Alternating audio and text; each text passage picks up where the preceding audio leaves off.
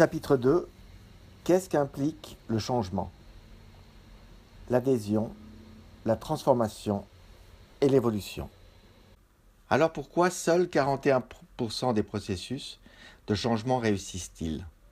Une des raisons est que le système, entendez l'organisation, se trouve entravé non pas par les résistances, mais par l'incapacité à les lever, à les modifier, à les retourner en une dynamique constructive.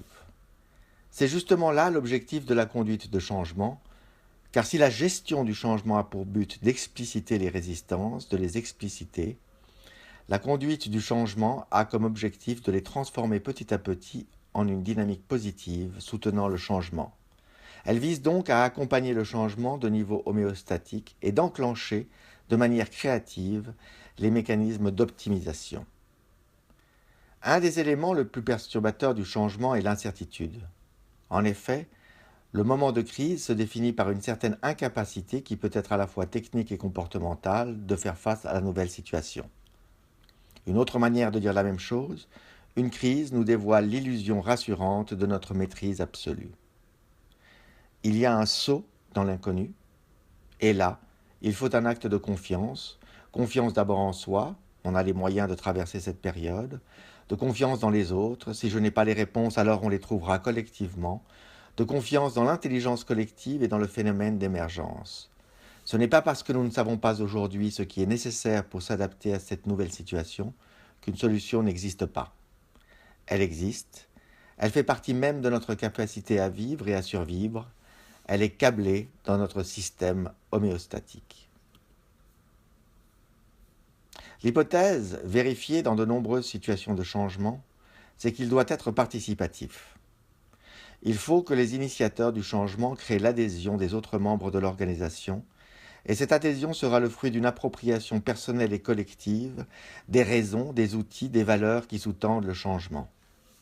Ainsi, Simon Sinek nous rappelle que si plus de 250 000 personnes s'étaient réunies devant le Lincoln Memorial à Washington le 28 août 1963, au prix de difficultés innombrables, ce n'était pas pour Martin Luther King, c'était pour elles. C'était pour montrer au monde leurs propres convictions. C'était pour être là, parce qu'il c'était important pour elles d'être là.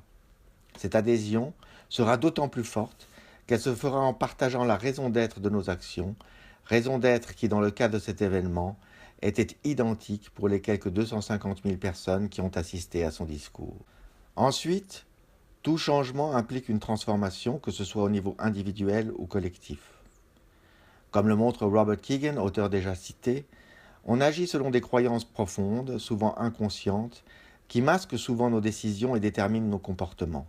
Changer veut dire toujours se changer, se modifier. Il n'y a pas de transformation, il n'y a pas de changement sans transformation. D'un point de vue collectif aussi, il n'y a pas de changement possible s'il n'y a pas une action et un apprentissage collectif nouveau. Ici, on construit des savoirs, on établit de nouvelles connexions, on invente des modes de coordination. Le concept clé est celui de l'intelligence collective qu'il faut savoir mobiliser et qui permet de découvrir des solutions inédites et nouvelles qui non seulement favorisent le changement, mais l'améliorent, l'optimisent, l'internalisent. Enfin, il y a l'évolution. Après la phase d'exploration vient celle de l'exploitation. Il y a l'invention de nouvelles routines, de nouveaux types de gestion. Il y a la maturation des nouvelles actions, des nouveaux processus, des nouveaux modes de coordination. Cette évolution elle-même incite les membres des organisations à stabiliser les nouveaux acquis, mais aussi à mettre à l'épreuve les nouvelles compétences. La flexibilité structurelle que définissent Caroline Mott et Valérie Chanal de l'Université de Savoie-Mont-Blanc, par exemple, fait référence aux capacités managériales de modification de la structure organisationnelle, des circuits de décision et de communication, pour s'adapter aux conditions de l'environnement. Alors, que retenir de ce chapitre? Une question se pose, car si la conduite du changement a pour but d'améliorer les capacités homéostatiques d'une organisation, pourquoi est-ce que les processus de changement échouent-ils si souvent? On a vu que ce n'était pas dû aux résistances, mais à l'incapacité des organisations de le transformer en une dynamique positive. Cette transformation est le propre de la conduite du changement. Pour pouvoir la mettre en œuvre, il faut opérer sur 3 niveaux. Créer l'adhésion, encourager la transformation à la fois individuelle et collective, et savoir capitaliser sur les acquis.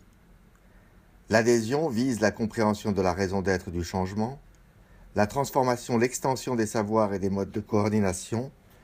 Le concept central est ici l'intelligence collective. Enfin, l'évolution est cette capacité à capitaliser sur les succès et à éprouver les compétences acquises dans le but de recréer un nouveau régime homéostatique.